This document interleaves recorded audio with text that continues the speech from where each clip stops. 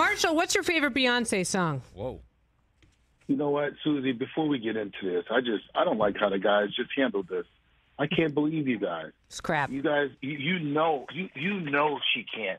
Beyonce can do everything. She can't host this show. That's right. I don't know that, Marshall. Suzy does it. Yeah, That's Marshall, right. you're right. That's I right. won't go We out said on a that limb she for can't. Suzy. What But kind of teammates are you guys? No, Playoffs. we said we're willing to Playoffs. give her a Playoffs. chance, Marshall, is what we Yeah, said. but they did get up this morning when their alarm went off, Marshall. No, Oh, here's what they wow. said. Probably. Probably. Maybe. Did Beyonce do it? Probably. It's Beyonce, Marshall. No, she can't. And I'm gonna let you have that one, Suzy. But I'm staying on your side. You know where your bread is buttered, Marshall. That's a very smart I always move. So do. Even thank after, you. did you take a dig at Marshall just a second ago? I never take a dig at my Okay, 'cause work it's husband. Thank you very Sounded much. like you did. Maybe a little bit. You know, Maybe just a little bit. after he was sticking up for you. I know what time is it, right? Game time hook. Marshall, how are you? I am doing fantastic. How's everybody doing? What's up, Marshall? Great. We're trying to get Brian Arakpo to send us cupcakes, but that's neither here nor there. Let's start talking about the weekend games because that's why you're here. And we want to know one thing about Brock Purdy, who we've come up with every Purdy. But what reminds you of the Kurt Warner scenario? We had Kurt in hour 2. He said it's really dangerous to make too many comparisons. But as somebody who watched a quarterback come into a locker room and take over calmly and confidently and kind of exceed everyone's expectations, do you see any parallels there? As much as Kurt would say no, yes, just because of how he got here, someone getting hurt. The whole story, and this kid wasn't on anybody's radar. Let's be honest, he was not on anybody's radar. Now, either John Lynch and his crew are awful at evaluating, or the head coach play caller is doing a much better job calling plays for this guy than he did Garoppolo at any point in time in Garoppolo's career, because we can't really say much about Trey Lance. We don't really have much on him. But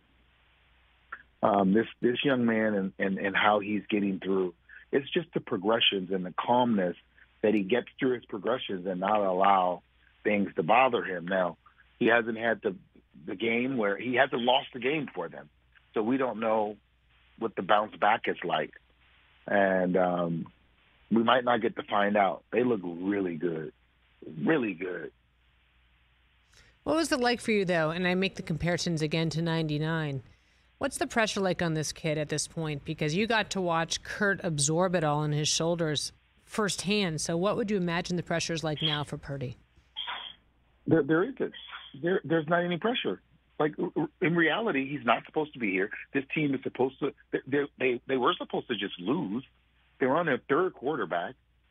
Now, who's the pressure on? The pressure's on Christian McCaffrey. They traded for him. I know what he's feeling because I felt that when Trent went down. I know where he is. I get it. The pressure's on his defense to get it done. Deebo Samuels, he asked for all this money and hey, we can get this done. The pressure's on the other people around him. For him, he's playing with house money. He's already proven that in the latter parts of the season, he could win games, and that's what we want to find out about young quarterbacks. He's proven that. This is like I really see no pressure on him. The play caller got to do a better job, get him in better situations. The offensive line got to keep him upright. Best scenario possible for a quarterback, which is the expectations are very low for this young man. And yet at the same time, Marshall, it's like he has this dream season, this never before, this dream season in front of him. So I would feel like it would be the opposite. No, he didn't expect to be here. We weren't hyping him up. He wasn't a part of who was going to be the Niners quarterback talk. He wasn't a part of that. So what he's done is literally, it's like, if I say, hey, Suzy, lift this car, you'd probably say no. But if one of your kids was under that car, you'd lift it up. Mm-hmm. He's just been thrown into the fire, and he's responding, playing football. And I haven't seen the moment, the moments that he's been in, they haven't seemed too big for him. Now, these moments are going to continue to get bigger and bigger. Obviously, this is probably the most hyped and talked about game when you're playing against the Cowboys, because the Cowboys has won. They've won the last 10 Super Bowls, right? Or maybe not. No, or maybe not. I'm like, wait, what? It's been a Right. while. Or maybe not. No. No, but I'm just saying the way we talk about them, no, that didn't happen. But the reality is this game and how big it is, like this is probably, unless he gets to the Super Bowl, I don't think there's going to be a game that's going to be talked about more than this game. And I'm talking about if he reached the NFC Championship and he's playing the Giants or the Eagles, it will not be talked about the way they're going to be talked about against the Cowboys. Well, I wasn't going to go the other way around, Marshall, but let's start with this game then first. Let's start with the last game of the weekend, Cowboys at 49ers. What do you expect? The Dallas Cowboys cannot lose to this kid. Like this is, we watched this. We watched this last year, and Garoppolo, who was not playing that great, they went into Dallas and beat Dallas. This feels like the 8-win Steve Young days. This is like we're going back to those days with the Cowboys and Niners playing in meaningful playoff games. This is like football royalty at its best. And as I said, this game is going to be hyped up. It drew the number one slot. You like when you're telling me that on a Sunday, the New York Football Giants is not on it.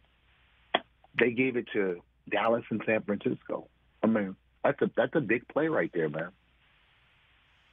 So let's go to the game before that. What are you thinking for Bengals at Bills? Here's the thing. Joe Burrow is going to be Joe Burrow. The guy looks like he's unflappable. I mean, there's only two quarterbacks that I've watched play like this, and two other quarterbacks. And Tom Brady was one, and Joe Montana was the other. It just seemed like the situations never got too big for them, and it didn't matter who was on the other side. Now, Josh Allen sometimes presses the situation, and I don't know if you guys saw last week, they kind of took the ball out of his hands a little bit. They started running the football. It was like, hold up. We got to protect you from you, Josh. And they did him a favor. Ken Dorsey did him a huge favor, and they allowed their defense to get some turnovers and remain and keep them in that game and kind of take control of the game in a sense. But Cincinnati they're on a mission. Watching them play, most teams after losing the Super Bowl, they don't respond like this. And for whatever reason, they find a way to win games. Now, they got some issues on the offensive line, on the interior. I think their center. I think I don't know if he's out or he's banged up. I don't know if it was center or left guard. But, with Buffalo, you can't have interior problems on your line. And this is going to be a heck of a game. And I look forward to watching to see if Buffalo can get over the hump. Mm-hmm. Cincinnati, what they did last year and what they've been doing this year, the second half of the season. I mean, it started off ugly for them, and they righted their wrongs. And I want to see if Buffalo can ride the wave. There's a lot of energy and emotion going on with Buffalo, with the handling, what happened with the kid, and it seemed to propel them last week, and we'll see if they can carry that momentum into this game. Marshall, what is up with Josh Allen? It just seems like I think he had the most turnovers in the NFL this year. Like, what have you seen out of him? Is he just trying to do too much? I wouldn't say trying to do too much. There's willing your teams to win, and he's trying to will his team to win, but they're good. They're good enough. But the games that they've lost had nothing to do with his play. The other quarterbacks just played better. Last year, what Mahomes did, Mahomes just was better. And sometimes that's going to happen. For a long time, Tom Brady was just better. It wasn't that the team wasn't good enough. The other teams weren't good enough. Like Tom Brady, he was better in the moment that he needed to be. And I think Josh, those moments, when they present themselves, he's not always at his best. Marshall Faulk here on the Rich Eisen Show. 844-204-RICH, of course. Marshall, let's switch back over then to Saturday. We're going backwards here. So let's go to Giants at Eagles. I mean, we don't know what to expect really, do we, for injuries? We have no idea. We have no idea, but we understand that this dynamic of what both of these offenses does with the quarterback being a part of, both quarterbacks are equipped to throw the ball. They can make all the throws, but they also put pressure on your defense because they can use their legs. And it's going to be interesting to see what happens as this shake up. But I just think Philly, they know the Giants. The Giants know them. I think for the Giants, this could be worst case scenario to stop their run. I feel like Philly is just destined. I don't know, like the whole story with Jalen Hurts, and the guy has it. I mean, you'd have to think that would be the biggest upset of the season so far if the Giants were to beat the Eagles. Wouldn't you imagine? Yeah, without a doubt. Without a doubt. Just not just looking at the records, but just understanding. I would say the Giants, but the next game, if Jacksonville win, that would be the biggest. Let's be honest, because we know the AFC South was garbage. It was so bad, and we didn't really know what Jacksonville, but what they were able to do against the Los Angeles Chargers, and how they kept the pressure on it. And if they can go in the Arrowhead and knock off the Chiefs, oh my God, that, like, as big as the Giants win would be, at least they played Philly 2 times, and this is the 3rd time playing them. But this would be, if Jacksonville beat Kansas City, that would be, oh my God, that would just be unbelievable. And it seems kind of crazy. You would have to give. He would be hands down Coach of the Year, hands down. It just seems crazy to choose over Mahomes. Like, just to think that to not take Mahomes seems like it would be insane to me. I agree. And what he has done, you remove a Tyreek Hill, and that guy was a lot of offense. And for them to do what they did this year, everybody was asking, Tyreek Hill or Kelsey, who was it? Well, Kelsey. It was Kelsey. And I'm not taking anything away from Tyreek, but Kelsey is, he's the focal point of that offense. You know what it was, Marshall, too?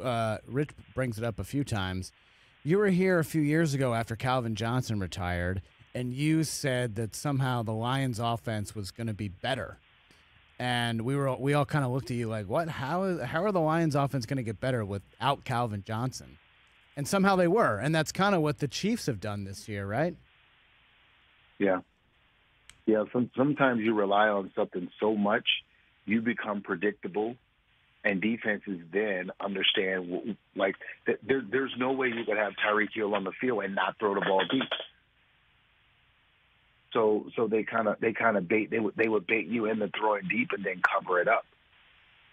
Like, that's what Cincinnati did to them. Cincinnati forced the deep throws and then covered it up. And as much as I love Tyreek Hill, he's not catching contested balls. He's not high point balls over DBs downfield. Now, he'll beat you in a foot race, but he's not catching a contested ball. Are the Chiefs your favorite right now to win the whole thing?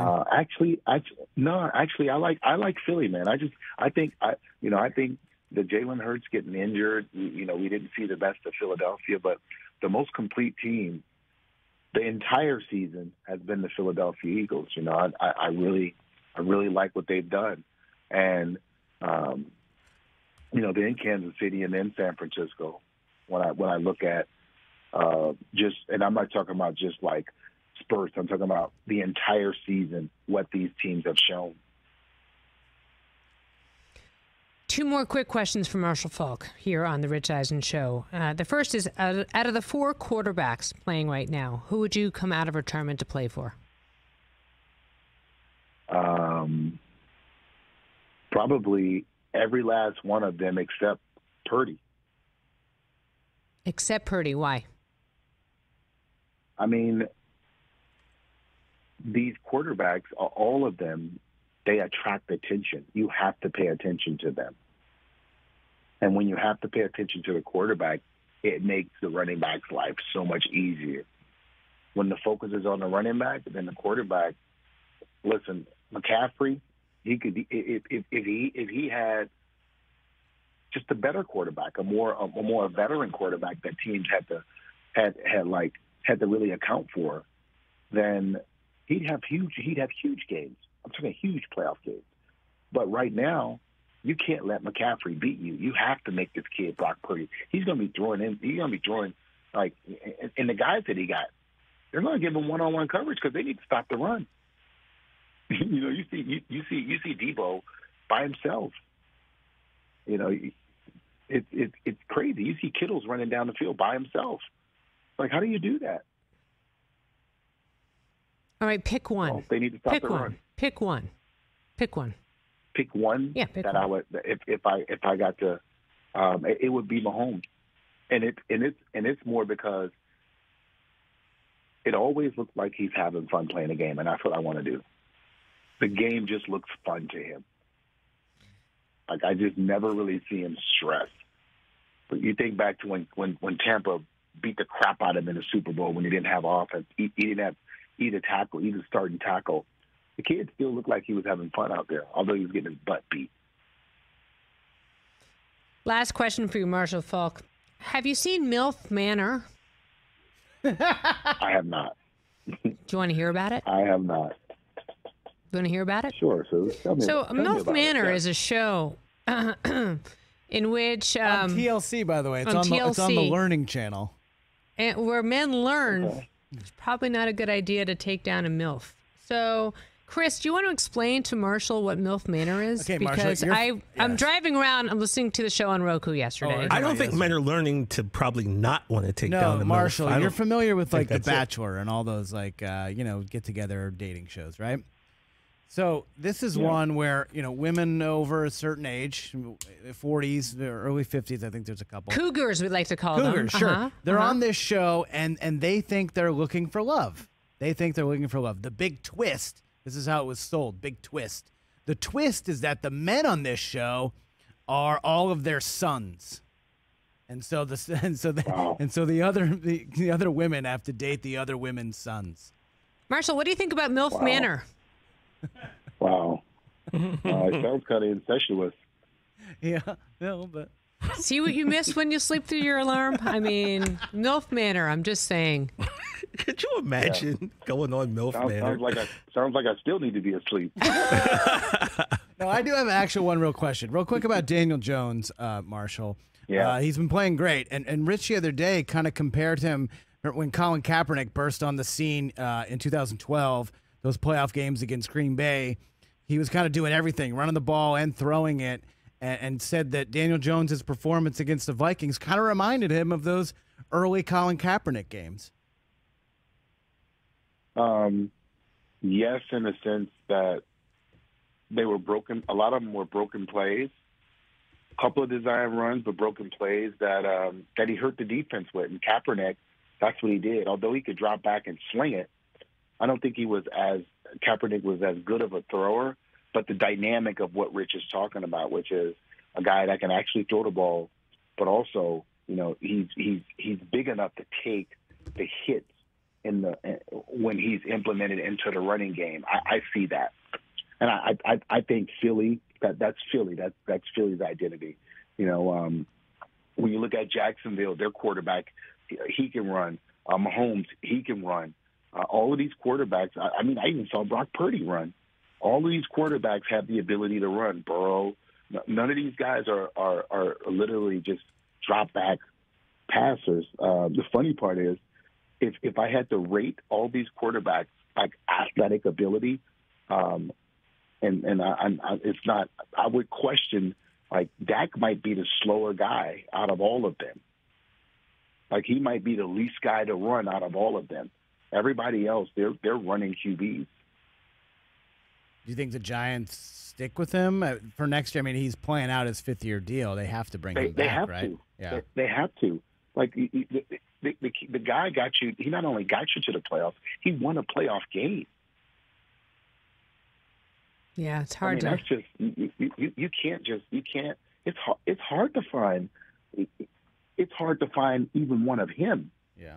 In this league, like somebody that can win you a playoff game. It's hard. Yeah, those are going to be fun matchups. I don't know who's going to win. I know you like Philly, but man, Giants look so tough. Yeah, no, we got some good games. The thing is with the Giants, Philly they know the Giants. Right. They played them twice this year. You know, the Giants. They had. You know, it was a little different. You know who you know, Marshall. Thank you for calling in, Marshall. We miss you. All good. Catch the Rich Eisen Show every single day on the Roku channel, 12 to 3 Eastern, for free.